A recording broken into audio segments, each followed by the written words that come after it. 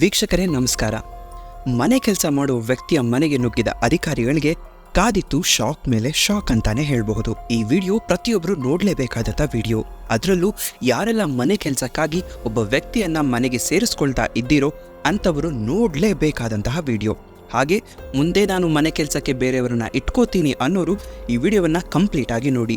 ಮಾಹಿತಿ ತುಂಬಾ ಇಂಟ್ರೆಸ್ಟಿಂಗ್ ಆಗಿದೆ, ಎಲ್ಲೋ ಸ್ಕಿಪ್ ಮಾಡದೆ ವಿಡಿಯೋವನ್ನ ಕಂಪ್ಲೀಟ್ ಆಗಿ ನೋಡಿ. ಹಾಗೆ ಚಾನಲ್ಗೆ ಯಾರಾದ್ರೂ ಹೊಸದಾಗಿ ವಿಸಿಟ್ ಕೊಟ್ಟಿದ್ರೆ ದಯವಿಟ್ಟು ಚಾನಲ್ನ ಸಬ್ಸ್ಕ್ರೈಬ್ ಮಾಡುವ ಮುಖಾಂತರ ಈ ನಿಮ್ಮ ಪುಟ್ಟ ಹುಡುಗನಿಗೆ ಸಪೋರ್ಟ್ ಮಾಡಿ. ಹಾಗಿದ್ರೆ ತಡ ಮಾಡೋದು ಬೇಡ, ಬನ್ನಿ ಡೈರೆಕ್ಟ್ ಆಗಿ ಟಾಪಿಕ್ ಒಳಗಡೆ ಹೋಗೋಣ. ಈ ಘಟನೆ ನಡೆದಿರೋದು ಭಾರತ ದೇಶದ ಬೇರೆಲ್ಲೋ ಅಲ್ಲ ವೀಕ್ಷಕರೇ, ನಮ್ಮ ಕರ್ನಾಟಕದ ಬೆಂಗಳೂರಿನಲ್ಲಿ. ಹೌದು, ಈ ಸ್ಟೋರಿ ಬಂದು ಬೆಂಗಳೂರಿನಲ್ಲಿ ವಾಸವಿದ್ದ ರಂಜನ್ ಅವರ ಕುಟುಂಬದ ಬಗ್ಗೆ. ಗಂಡ ಹೆಂಡತಿ ಇಬ್ಬರು ಕೆಲಸದಲ್ಲಿ ಬ್ಯುಸಿಯಾಗಿನೇ ಇರ್ತಾರೆ. ಸರಿಯಾಗಿ ಅಡುಗೆ ಮಾಡೋದಕ್ಕೂ ಕೂಡ ಅವರಿಗೆ ಸಮಯ ಅನ್ನೋದು ಇರಲ್ಲ. ಯಾಕೆಂದ್ರೆ IT-BT ಕೆಲಸದಲ್ಲಿ ಇರುವ ಎಲ್ಲಾ ಉದ್ಯೋಗಿಗಳಿಗೂ ಅಷ್ಟೇ, ಅವರು ಸಾಮಾನ್ಯವಾಗಿ ಅಡುಗೆ ಮಾಡೋದಕ್ಕಾಗಿರಬಹುದು ಅಥವಾ ಮನೆಯ ಬೇರೆ ತರ ಕೆಲಸಗಳಿಗಾಗಿರಬಹುದು ಒಬ್ಬ ಬೇರೆ ವ್ಯಕ್ತಿಯನ್ನ ನೇಮಿಸೋದು ಅವರ ಒಂದು ಕೆಲಸ ಆಗಿರುತ್ತೆ. ಯಾಕಂದ್ರೆ ಅವರಿಗೆ ಅಲ್ಲಿ ಕೆಲಸ ಮಾಡೋಕೆ ಸಾಧ್ಯ ಆಗಿರಲ್ಲ. ಆ ಒಂದು ಉದ್ದೇಶದಿಂದ ಮನೆ ಕೆಲಸಕ್ಕೆ ಯಾರಾದ್ರೂ ಬೇಕು ಅಂತ ಹೇಳಿ, ಅದರಲ್ಲೂ ಬೆಂಗಳೂರಿನಂತಹ ದೊಡ್ಡ ನಗರಗಳಲ್ಲಿ ವಾಸ ಮಾಡಬೇಕು ಅಂದ್ರೆ ಎಲ್ಲರೂ ದುಡಿಲೇಬೇಕು. ಹೀಗಾಗಿ ದಂಪತಿಯು ಕೂಡ ಮನೆ ಕೆಲಸದವರನ್ನ ಒಬ್ಬರನ್ನ ಸೇರಿಸ್ಕೊಳ್ತಾರೆ. ಆ ಕೆಲಸದವರ ಬ್ಯಾಕ್ ಗ್ರೌಂಡ್ ಕೂಡ ಅವರು ಚೆಕ್ ಮಾಡಿರಲ್ಲ, ಯಾಕಂದ್ರೆ ಅವರ ಫ್ರೆಂಡ್ಸ್ ಇವರಿಗೆ ರೆಫರ್ ಮಾಡಿರೋ ಕಾರಣದಿಂದ ಇವರು ಆ ಒಂದು ವ್ಯಕ್ತಿಯನ್ನ ಕೆಲಸಕ್ಕೆ ಸೇರಿಸ್ಕೋತಾರೆ. ಅದರಲ್ಲೂ ಅಡುಗೆ ಕೆಲಸಕ್ಕೆ ಒಬ್ಬರನ್ನ ಸೇರಿಸ್ಕೊಂಡಿದ್ದಾರೆ ಅಂತ ಹೇಳಿದೆ. ಆ ಅಡುಗೆ ಮಾಡುವ ಕೆಲಸದವನ ಹೆಸರು ಬಂದು ಮಹೇಶ್ ಬಹದ್ದೂರು ಅಂತ. ಹೌದು ವೀಕ್ಷಕರೇ, ಈತ ಮೂಲತಃ ನೇಪಾಳ ದೇಶದವನಾಗಿರ್ತಾನೆ. ಎಷ್ಟೋ ನೇಪಾಳ ದೇಶದವರು ವಲಸೆ ಬಂದು ಕೆಲಸಕ್ಕೋಸ್ಕರ ವಲಸೆ ಬಂದು ಬೆಂಗಳೂರಿನಲ್ಲಿ ವಾಸವಾಗಿರ್ತಾರೆ. ಯಾಕಂದ್ರೆ ಎಷ್ಟೋ IT-BT ಕೆಲಸಕ್ಕೆ ಹೋಗುವಂತವರಿಗೆ ಮನೆಯಲ್ಲಿ ಕೆಲಸ ಮಾಡೋಕೆ ಟೈಮ್ ಇಲ್ಲದೆ ಇರೋ ಕಾರಣ ಇಂಥವರನ್ನ ನೇಮಿಸ್ಕೊಳ್ತಾರೆ ಅಂತ ಅವ್ರಿಗೆ ಗೊತ್ತು. ಸೊ ಹಾಗಾಗಿ ಅವರು ಅಲ್ಲಿಂದ ಇಲ್ಲಿಗೆ ವಲಸೆ ಬಂದು ಇಲ್ಲಿ ಕೆಲಸನ ಮಾಡ್ತಾ ಇರ್ತಾರೆ. ಜೊತೆಗೆ ಈ ಮಹೇಶ್ ಬಹದ್ದೂರಿಗೆ ಇವ್ರದೇ ಆದಂತಹ ಒಂದು ರೂಮ್ ಏನಿದೆಯೋ ಸರ್ವಿಸ್ ರೂಮ್ ಅಂತ ಇರುತ್ತೆ.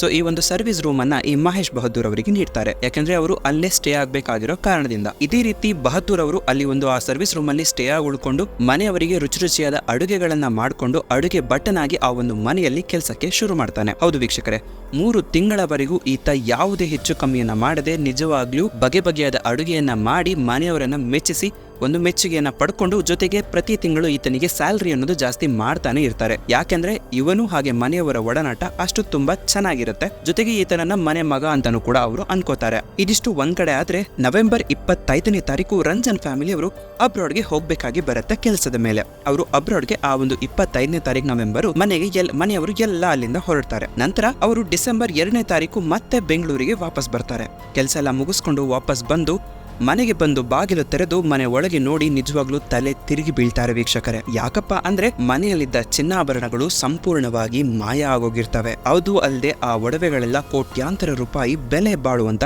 ಚಿನ್ನಾಭರಣಗಳು ಆಗಿರ್ತವೆ ವೀಕ್ಷಕರೇ. ನಂತರ ಮಾಲೀಕರು ಪೊಲೀಸರಿಗೆ ಈ ಎಲ್ಲಾ ಮಾಹಿತಿಯನ್ನ ವಿವರವಾಗಿ ತಿಳಿಸ್ತಾರೆ. ನಂತರ ಪೊಲೀಸ್ ಅಧಿಕಾರಿಗಳು ಸ್ಥಳಕ್ಕೆ ಬಂದು ತನಿಖೆಯನ್ನ ಶುರು ಮಾಡ್ತಾರೆ. ಆದ್ರೆ ಆ ಅಡುಗೆ ಭಟ್ಟ ಬಹದ್ದೂರ್ ಮಾತ್ರ ಅಲ್ಲಿ ಇರೋದಿಲ್ಲ. ಪೊಲೀಸರು ಮನೆಯ ಮಾಲೀಕರನ್ನ ಮತ್ತೆ ಕೆಲಸದವರನ್ನ ವಿಚಾರಣೆ ಮಾಡ್ತಾರೆ. ಆದ್ರೆ ಆ ಅಡುಗೆ ಭಟ್ಟ ಬಹದ್ದೂರ್ ಮಾತ್ರ ಅಲ್ಲಿ ಇರೋದೇ ಇಲ್ಲ.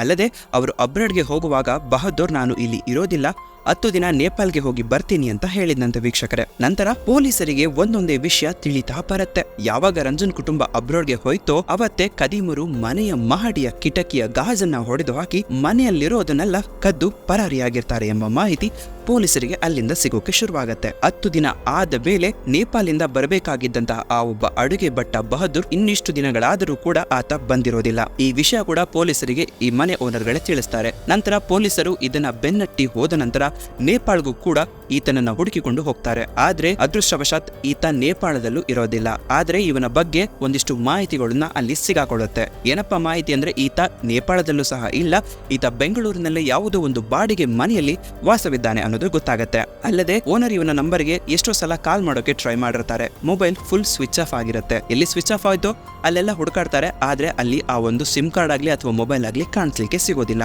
ನಂತರ ಇವನು ಯಾವ ಬಾಡಿಗೆ ಮನೆಯಲ್ಲಿ ಇದ್ದಾನೋ ಅದು ಯಾವಾಗ ಪೊಲೀಸರಿಗೆ ಗೊತ್ತಾದ ತಕ್ಷಣ ಪೊಲೀಸರು ಅವನ ಮನೆಯನ್ನ ಹುಡುಕಿ ಅವನನ್ನ ಅರೆಸ್ಟ್ ಮಾಡ್ತಾರೆ. ಅರೆಸ್ಟ್ ಮಾಡಿದ ನಂತರ ಪೊಲೀಸರು ಗೊತ್ತೇ ಇರುತ್ತಲ್ಲ ಪೊಲೀಸರ ಹವಾ ಹೇಗಿರುತ್ತೆ ಅಂತ ಹೇಳ್ಬಿಟ್ಟು, ಸೊ ಪೊಲೀಸರ ಲಾಠಿ ಏಟಿನ ಧಾಟಿಗೆ ಆತ ಎಲ್ಲವನ್ನ ಬಾಯ್ಬಿಟ್ಟಿದ್ದಾನೆ. ನೋಡಿದ್ರಲ್ಲ ವೀಕ್ಷಕರೇ, ಮನೆ ಕೆಲಸಕ್ಕೆ ಬಂದಂತಹ ಕೆಲಸದವರು ಯಾವ ರೀತಿ ಕನ್ನ ಹಾಕ್ತಾರೆ ಅಂತ. ಹಾಗಂತ ಎಲ್ಲರೂ ಅದೇ ರೀತಿ ಇರ್ತಾರೆ ಅಂತ ಅಲ್ಲ. ನೀವು ಒಬ್ಬರನ್ನ ಕೆಲಸಕ್ಕೆ ಸೇರಿಸ್ಕೊಳ್ಳೋ ಮುಂಚೆ ಅವರ ಬ್ಯಾಕ್ ಗ್ರೌಂಡ್ ಬಗ್ಗೆ ಸ್ವಲ್ಪ ತಿಳಿದು ನಂತರ ಸೇರಿಸ್ಕೊಳ್ಳಿ. ಅವರು ಮುಂಚೆ ಎಲ್ಲಿ ಕೆಲಸ ಮಾಡ್ತಾ ಇದ್ರು ಅವರಿಗೆ ಸ್ವಲ್ಪ ಕಾಂಟ್ಯಾಕ್ಟ್ ಮಾಡಿ ಇವರ ಬಗ್ಗೆ ತಿಳ್ಕೊಳ್ಳಿ. ನಂತರ ಅವರನ್ನ ಕೆಲಸಕ್ಕೆ ತೆಗೆದುಕೊಳ್ಳಿ. ಆಗ ನಿಮಗೂ ಸಹ ಉತ್ತಮವಾಗಿರುತ್ತೆ. ಆದರೆ ನಾನು ಕೊನೆಯಲ್ಲಿ ಹೇಳೋದಿಷ್ಟೇ, ಸ್ವಲ್ಪ ನಿಮ್ಮ ಹುಷಾರಿನಲ್ಲಿ ನೀವು ಇರೋದು ತುಂಬಾನೇ ಉತ್ತಮ. ಈ ವಿಡಿಯೋ ಬಗ್ಗೆ ನಿಮ್ಮ ಅಭಿಪ್ರಾಯ ಏನು ಎಂಬುದನ್ನು ನನಗೆ ಕಾಮೆಂಟ್ ಸೆಕ್ಷನಲ್ಲಿ ಕಾಮೆಂಟ್ ಮಾಡಿ ತಿಳಿಸ್ಕೊಂಡು ಕೊಡಿ. ವಿಡಿಯೋ ಇಷ್ಟ ಆಗಿದ್ರೆ ದಯವಿಟ್ಟು ವಿಡಿಯೋಗೊಂದು ಲೈಕ್ ಹಾಕಿ. ಹಾಗೆ ನಿಮ್ಮ ಫ್ರೆಂಡ್ಸಿಗೂ ಕೂಡ, ಅದರಲ್ಲೂ ಬೆಂಗಳೂರಿನ ಫ್ರೆಂಡ್ಸ್ಗಳು ಯಾರೇ ಇದ್ದರೂ ಅವರಿಗೂ ಕೂಡ ಈ ಒಂದು ವಿಡಿಯೋವನ್ನು ಶೇರ್ ಮಾಡಿ. ಮತ್ತೆ ನಾನು ನಿಮ್ಮೊಂದಿಗೆ ಮುಂದಿನ ಇಂಟ್ರೆಸ್ಟಿಂಗ್ ಮಾಹಿತಿಗಳನ್ನು ಹೊತ್ತು ಮುಂದಿನ ವಿಡಿಯೋಗಳಲ್ಲಿ ಸಿಗ್ತೀನಿ. ಅಲ್ಲಿವರೆಗೂ ನಮ್ಮ ಚಾನಲ್ನ ಮಿಸ್ ಮಾಡ್ಕೊಳ್ತಾ ಇರಿ ಅಂತ ಹೇಳ್ತಾ ವಿಡಿಯೋ ನೋಡಿದ್ದಕ್ಕಾಗಿ ನಿಮಗೆಲ್ಲರಿಗೂ ಧನ್ಯವಾದಗಳು ವೀಕ್ಷಕರೇ.